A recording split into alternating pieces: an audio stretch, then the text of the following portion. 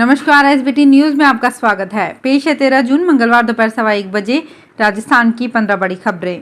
इस news bulletin के प्रायोजक हैं विनी केक एंड मोर। सबसे पहले एक नजर डालते हैं आज की हेडलाइंस पर। राजस्थान में तूफान का रेड अलर्ट 15 को आएगा। अमित शाह के गुजरात सीएम के साथ high level meeting. CM Gehlot पहुंचे उदयपुर, कुल्हड़ चाय का लिया आनंद। बदल सकते हैं जाति वाली पहचान, सरनेम पर हाईकोर्ट का अहम फैसला। और प्रधानमंत्री मोदी के स्वागत के लिए तैयार अमेरिका। और अब खबरें विस्तार से। राजस्थान में चक्रवाती तूफान का रेड अलर्ट जारी किया गया है, जिसका असर 15 से 17 जून तक दिखाई देगा। तूफानी हवाओं के साथ भारी बारिश होगी। राजस्थान में जून के अंतिम सप्ताह तक मानसून आने की भी संभावना है। मौसम केंद्र जयपुर की माने तो चक्रवाती तूफान अभी अरब सागर की खाड़ी में बना हुआ है, जो 15 जून को पाकिस्तान से टकराएगा।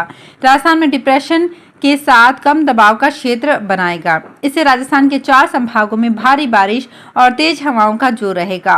बताया जा रहा है कि भारी बारिश का सबसे ज्यादा असर 16 और 17 जून को रहेगा। 16 जून को जोधपुर, बाड़मेर, जालौर, सिरोही, उदयपुर और आसपास के इलाकों में तेज हवाओं के साथ बारिश हो सकती है।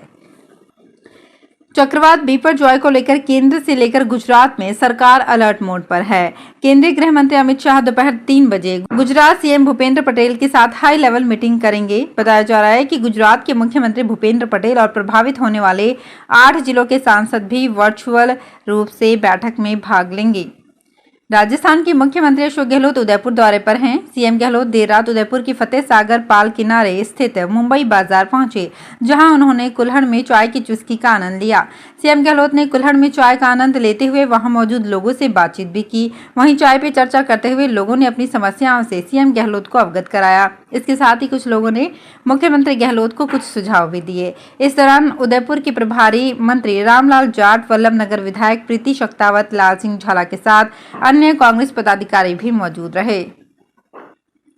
जीवन के अधिकार के तहत हर व्यक्ति को समाज में सम्मानजनक पहचान का अधिकार देता है। जाति बताने वाले उपनाम को बदलने की अनुमति देते हुए दिल्ली हाईकोर्ट ने ये टिप्पणी की है। ये आदेश 2 भाइयों की ओर से दायर की गई याचिका पर आया, जिसमें उन्होंने सेंट्रल बोर्ड ऑफ एजुकेशन की ओर से जारी लेटर को चुनौती दी थी। वे 10वीं और 12वीं की मार्कशीट में अपना उपनाम बदलना चाहते थे। याचिकाकर्ताओं ने कहा था कि दिन ब दिन होने वाले अत्याचार की वजह से उनके पिता ने अपना नाम लक्ष्मण मोची से बदलकर लक्ष्मण नायक कर लिया है, लेकिन सीबीएसई ने ये बदलाव करने से इनकार कर दिया। अमेरिकी विदेश मंत्री एंटनी ब्लिंकन ने सोमवार को कहा कि भारत अमेरिका साझेदारी की राह अकल्पनीय और उम्मीदों से भरी है। ब्लिंकन ने वॉशिंगटन डीसी में यूएस इंडिया बिजनेस काउंसिल के इंडिया आइडियाज समिट को संबोधित किया। वार्षिक यूएसआईबीसी शिखर सम्मेलन यूएस चैम्बर्स ऑफ कॉमर्स का हिस्सा है और 22 जून को प्रधानमंत्री नरेंद्र मोदी की अमेरिका की आगामी राजकीय यात्रा से पहले आयोजित किया जा रहा है। राजस्थान कांग्रेस के नेता सचिन पायलट अपने नए प्लान पर जुट गए हैं। सचिन पायलट अब अपनी सबसे बड़ी कमजोरी को अपनी ताकत बनाएंगे।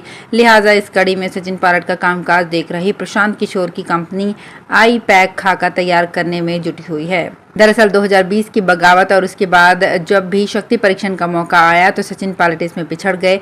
उनके साथ महज 15 से 20 विधायक ही साथ खड़े नजर आए। लिहाजा ऐसे में अब सचिन पायलट का प्लान अपने प्रभावशाली इलाकों को बढ़ाने का है। माना जाता है कि पायलट राजस्थान की 40 सीटों पर अपना प्रभाव रखते हैं।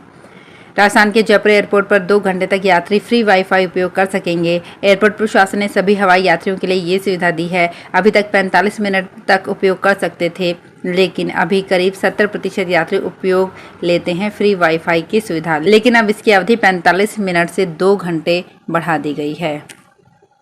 दौसा में प्रधानमंत्री मातृ वंदना योजना को गोद भराई समारोह के रूप में मनाने की नई पहल की प्रधानमंत्री नरेंद्र मोदी ने सराहना की है। दौसा से लोकसभा सांसद जसकौर मीणा ने एक ट्वीट थ्रेड में बताया कि दौसा में लोग प्रधानमंत्री मातृ वंदना योजना को गोद भराई समारोह के रूप में मनाते हैं, जहां सभी गर्भवती महिलाएं एक साथ आती हैं और अपने बच्चों के स्वास्थ्य के लिए पोषण किट दी जाती है। सांसद ने ये भी बताया कि अकेले राजस्थान में 2022-23 के दौरान इस योजना से करीब 3.5 लाख महिलाएं लाभान्वित हुई हैं। सांसद ने गोद भराई की एक फोटो भी शेयर की है। बांग्लादेश की प्रधानमंत्री शेख हसीना ने बंगाल के मुख्यमंत्री ममता बनर्जी को गिफ्ट के तौर पर 600 किलोग्राम आम भेजे हैं। बांग्लादेश डेप्यूटी हाई कमीशन के एक अधिकारी ने कहा, राजनयिक प्रयासों के तहत बनर्जी को हिमसागर और लंगड़ा किस्मों के आम भेजे गए हैं। पिछले साल भी हमने आम भेजे थे। राजस्थान सरकार की बजट घोषणा की पालना में बनाए गए नए जिलों में ओएसडी लगाए जाने के बाद पहली बार सरकार को रिपोर्ट भेजी गई है। जोधपुर के फलौदी जिले का सीमांकन किस प्रकार से किया जाएगा, इसको इस रिपोर्ट में शामिल किया गया है। लेकिन जोधपुर पूर्व और पश्चिम में उभरे विवाद के कारण फिलहाल इस प्रक्रिया को रोक दिया गया है। नए बनने वाले फलौदी जिले में फलौदी विधानसभा व लोहावट के साथ जैसलमेर जिले के पोखरण का कुछ भाग, नाचना, नोक तहसील को शामिल किया जाएगा। प्रशासनिक स्तर पर तो बंटवारा तय हो चुका है और अब हाल ही में फलौदी में लगाए गए नए ओएसडी विनीत बंसल ने पुलिसिंग के बंटवारे पर भी काम शुरू कर दिया है। कांग्रेस ने चुनाव से पहले राजस्थान के विधानसभा क्षेत्रों में फीडबैक आधारित रायशुमारी के लिए कुछ जिलों में पर्यवेक्षक लगाए हैं। इनमें 2 से 3 विधानसभा क्षेत्रों की जिम्मेदारी के साथ पर्यवेक्षकों को फीडबैक आधारित रायशुमारी करनी है। उन्हें संगठन और चुनाव के प्रत्याशियों के संभावितों की खोज के लिए जानकारी जुटानी है। हालांकि 2 दिन में पर्यवेक्षकों का ये फीडबैक फिलहाल विधायकों और प्रत्याशी रहे नेताओं की ओर से जुटाए गए कार्यकर्ताओं की मीटिंग तक सीमित है। जयपुर में कांग्रेस संगठन के लिहाज से 2 जिले जयपुर शहर और जयपुर ग्रामीण हैं। इनकी जिम्मेदारी सुखबिंदर सरकारिया को दी गई है। जयपुर की मालवीय नगर और आदर्श नगर विधानसभा क्षेत्रों के लिए किक्की संधू को पर्यवेक्षक बनाया गया है। रेलवे में मनचाही जगह ट्रांसफर पोस्टिंग के लिए सांसदों और विधायकों को सिफारिश पत्र आ रहे हैं। अजमेर रेल मंडल में हर महीने औसतन 5 से 10 कर्मचारियों के लिए सिफारिशी पत्र मिल रहे हैं। गौरतलब है कि 3 दिन पहले आगरा रेल मंडल में एक महिला कर्मचारी को सांसद विधायक से मनचाही पोस्टिंग के लिए दबाव बनाना भारी पड़ गया।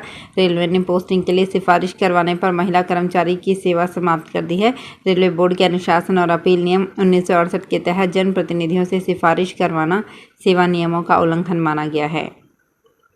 बांसवाड़ा जिले में भ्रष्टाचार निरोधक ब्यूरो ने सोमवार को गढ़ी उपखंड कार्यालय में कार्यरत वरिष्ठ सहायक बोरी के मुस्तफा शेख को 3000 की रिश्वत लेते गिरफ्तार कर लिया। आरोपी राजकीय उच्च माध्यमिक विद्यालय झड़स अर्थुना में वरिष्ठ सहायक है और डेपुटेशन पर गढ़ी उपखंड कार्यालय में कार्यरत है। एसीपी बांसवाड़ा इकाई को एक परिवादी ने शिकायत दी कि उसकी निलंबित अवधि का निर्वाह भत्ता बिल और एरियर बिल बनाने के एवज में मुस्तफा शेख 5000 रुपये मांग रहा है। एएसपी माधो सिंह ने शिकायत का सत्यापन कराया। इसके बाद 3000 रुपये लेते हुए आरोपी मुस्तफा को रंगे हाथों गिरफ्तार कर लिया गया। टोंक के राजमहल जिले में मानसून सत्र की तैयारियां शुरू हो गई है। इस बार सिंचाई विभाग के बांधों सहित बीसलपुर बांध में भी पानी मौजूद है। बीसलपुर बांध में 312.92 RL मीटर पानी मौजूद है। कैचमेंट एरिया में सामान्य बारिश होने पर भी बांध छलक सकता है। गत वर्ष 828 में भी बारिश हुई थी। इसके कारण सिंचाई विभाग के कई बांधों सहित बीसलपुर बांध भी लबालब हो गया था। वर्तमान में भी कई बांधों में पानी मौजूद है।